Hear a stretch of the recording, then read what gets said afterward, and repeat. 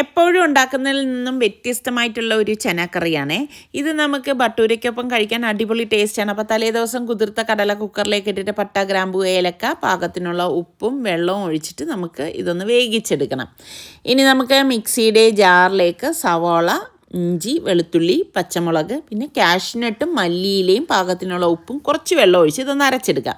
പാനിലേക്ക് എണ്ണ ഒഴിച്ചിട്ട് പട്ട, ഗ്രാമ്പൂ, ബേ ലീഫ് ഇട്ട ശേഷം ഈ അരച്ചത് ഒഴിച്ച് പിന്നെ തക്കാളി അരച്ചെടുത്തത് ഇതിലേക്ക് ചേർത്ത് കൊടുക്കണം. മുളക് പൊടി, മല്ലിപ്പൊടി, മഞ്ഞൾപ്പൊടി, ഗരം മസാലപ്പൊടി, മെയിനായിട്ട് നമുക്ക് വേണ്ട ചന മസാലപ്പൊടിയും കസൂരി മേത്തിയാണ്.